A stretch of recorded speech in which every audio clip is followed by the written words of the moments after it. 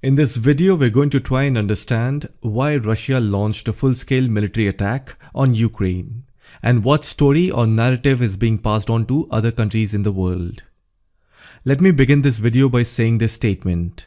If you have a friend like the United States, then you don't need enemies in this world. When I say the United States, I don't mean the general public.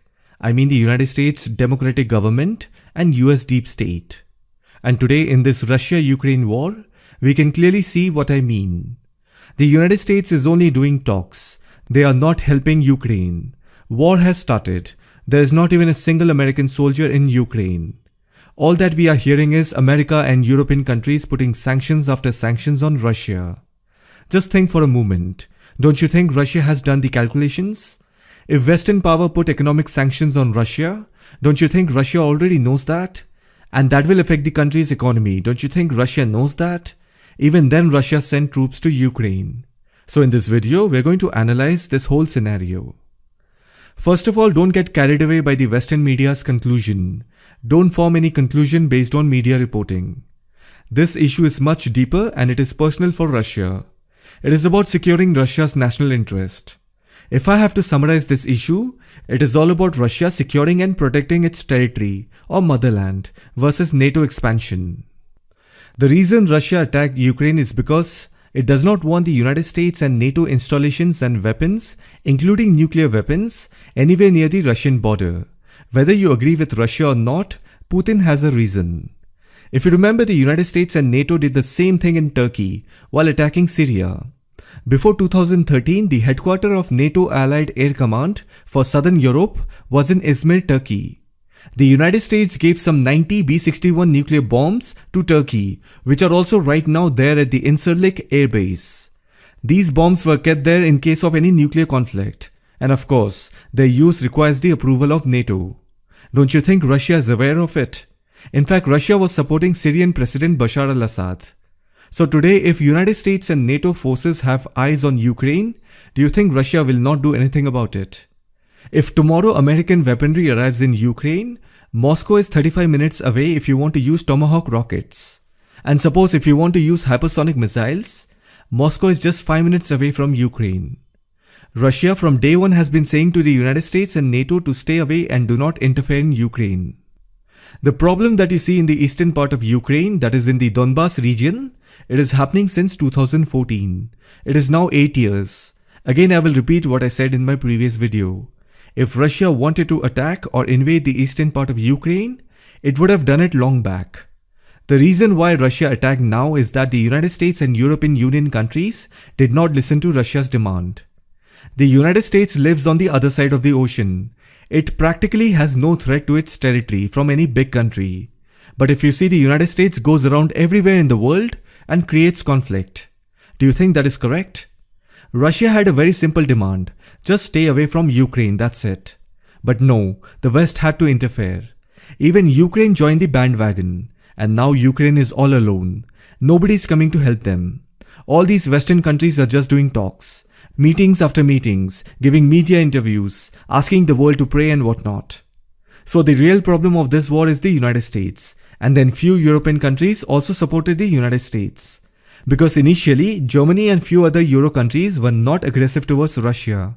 But now European Union and United States have a joint approach. So you see, it was Ukraine and Russia's matter. They could have solved it diplomatically. But now the matter has become worse. And it will only stop when Russia gains control of Kyiv, the capital of Ukraine. Because somewhere Russia knows that if today it let go Ukraine, then again tomorrow Ukraine will repeat it. And it will go on. Ukraine will do what Russia does not want Ukraine to do. So Russia is thinking, let's put a break to this matter once and for all. Now I know many of you are also thinking, well, America is interfering because Ukraine is a democracy and it does not want to be controlled by the Russian dictatorship. Well, first of all, what you have to understand is that Western countries are not the sole custodian of democracy. They have a version of democracy which is called liberal democracy. Every country has democracy, but they have their own version of democracy. Democracy cannot have a single version which the United States and the European countries constantly preach to the world. Democracy has different versions. And the next thing is, who told you Russia has dictatorship? Russia has its own model of governance. Just because someone's model of governance is different from the United States and European countries' model of governance, is it right to put a negative label? So what you have to understand is that Russia has a different model of governance, which is not the same as the Western model of governance. But if today we all are feeling bad for Ukraine, then we also have to equally feel bad for Syria, Iraq, Afghanistan, Yemen, and also to a certain extent Iran. But if you notice, the narrative is different about all these countries. It's all because of Western media. That is why today we don't feel as bad about these countries as Ukraine. So I'm repeating again, Russia attacked Ukraine because Ukraine and the Western countries repeatedly ignored Russia's concern. Again, many of you because of Western media also believe that Russia has always interfered in Ukraine's domestic affairs. That is why Ukraine has an inclination towards European countries and the United States.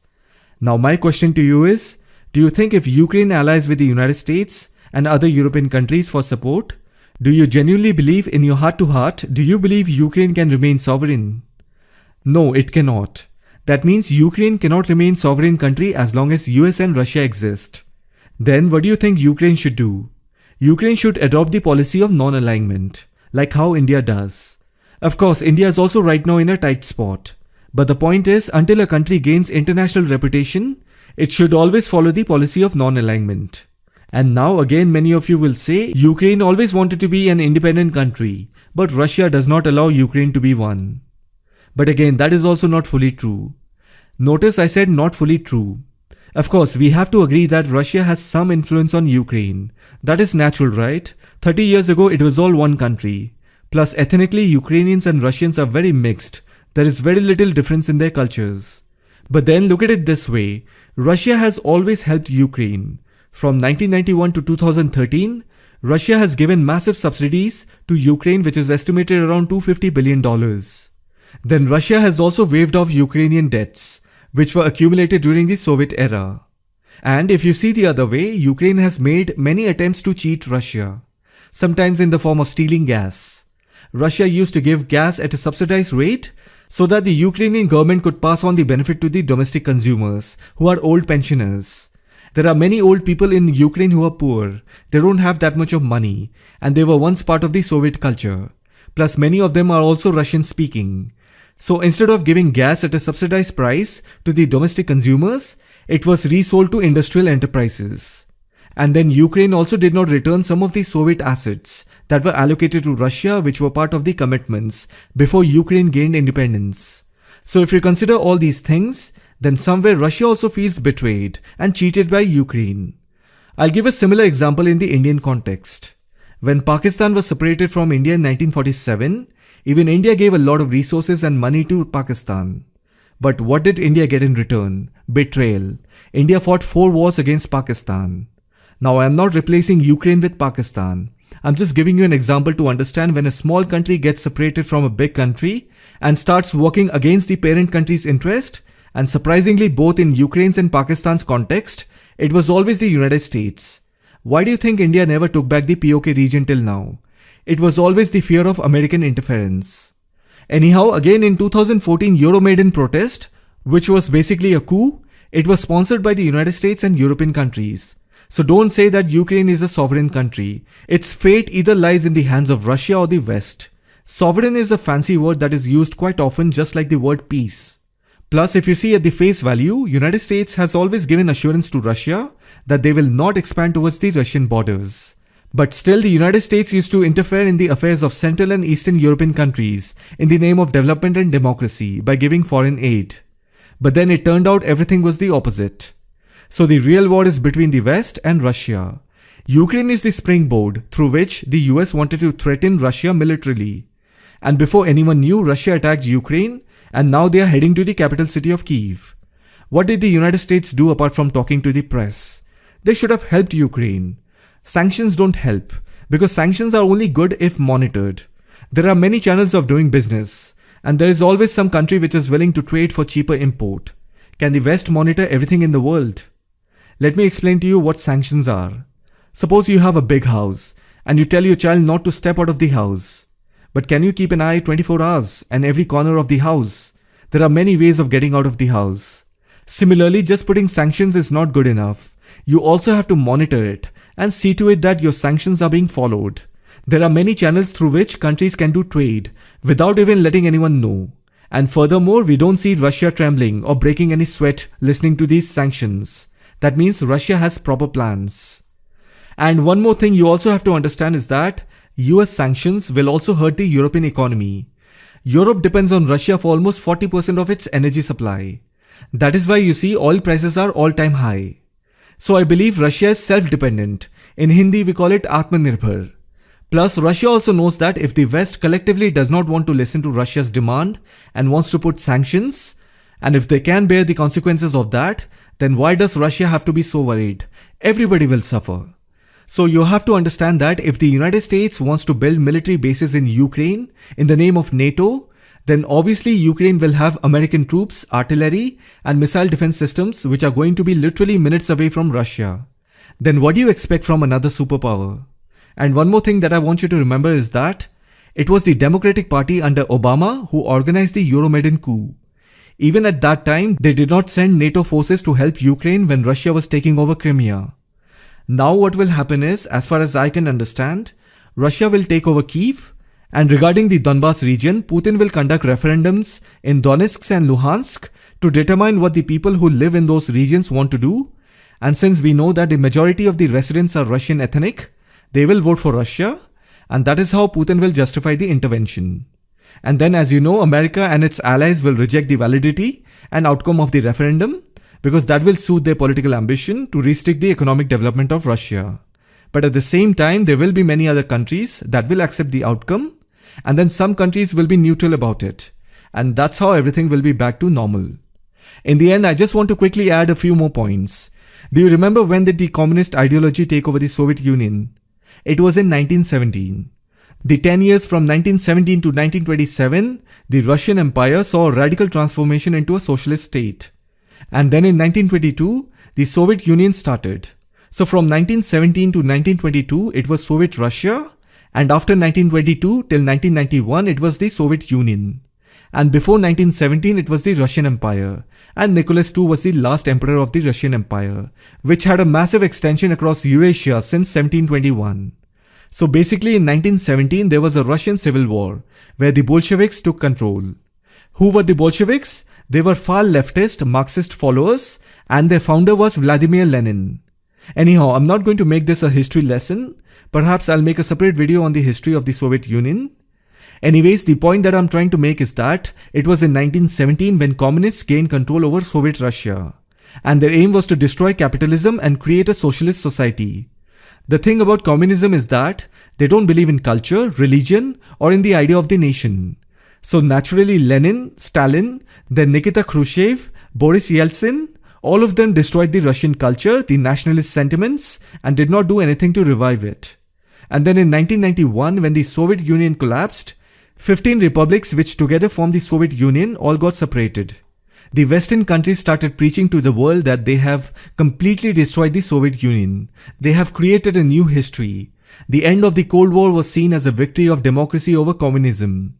And that is where the world started thinking communism is associated with dictatorship. Actually, that is correct, but you also have to understand that at the ground level, communist ideology takes birth from radicalization. At first, you need a breeding ground. After that, you need to charge the public, making people oppose some ideas. It could be against the government, culture, religion, and then emerge as a sustainable and a viable political option for those radicalized people. So the leader is not the problem, the ideology is the problem.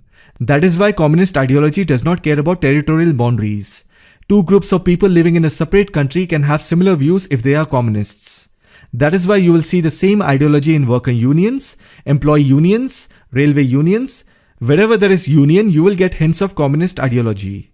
Always remember, communists have always participated in charging people. They have an anti-establishment mindset.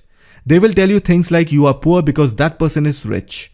They will talk in such a sweet manner and convincing manner that you will not even realize when you got radicalized. That is how they charge people. So communism is a mindset. So after 1991, the Western powers started preaching to the world that they have destroyed the Soviet Union. They have created a new history. They created a narrative. End of Cold War is seen as a victory of democracy over communism. And that is where the world started thinking communism is associated with dictatorship. But what happened was by 1991, communism was out of Russia. As I said, communism is an ideology. It is a mindset. So it left Russia in 1991 after destroying 70 years of Russian culture. But then it moved deep into the Western society and it destroyed their culture, values, everything. That is why you will see that today in the United States, Canada and European countries, there's a huge identity crisis. All of the material progress, their per capita GDP, their democracy, prosperity is of no use. People are neck deep in consumerism, they have gone woke. They don't even respect their elders. All they want is more rights. There is no culture, there are no values, there are no ethics, no feeling of nationalism. Unfortunately, the same Western lifestyle is slowly spreading in India. Anyhow, on the other hand, after 1991, when the Soviet Union collapsed, Boris Yeltsin became the president. Communists have a symbol, if you remember, hammer and sickle. On December 25th, 1991, the communist flag was lowered for the last time over the Kremlin, thereafter replaced by the Russian tricolor. That means Boris Yeltsin became the first president of the Russian state. He was the president till 1999. Even he did not do anything to revive the old Russian culture, the religious values, and the nationalist sentiment. And if you remember, in 1999, he handed over the charge to Vladimir Putin. And since then, he was either the prime minister or the president. So you can say Vladimir Putin is the first leader in Russia to have revived the old Russian culture, religious values, and national sentiments. And that is how the Western media tries to show Vladimir Putin and Russia as a villain. The Democrats in the United States are actually the communist mindsets. And you can also see that today, United States has charged Ukraine so much that it has to fight alone with Russia. And what is the United States doing? It is asking the world to come together. And on the other hand, Russia is saying, no one will interfere in this fight, stay out of it. So Russia is actually fighting for its motherland, for its territory, and for also its own people who live in Ukraine. Honestly, the Western power had to just stay out of this. Ukraine got carried away in sweet talks of the Western countries. Unfortunately, today it is in trouble. I hope you found this video informative. Thank you for watching it.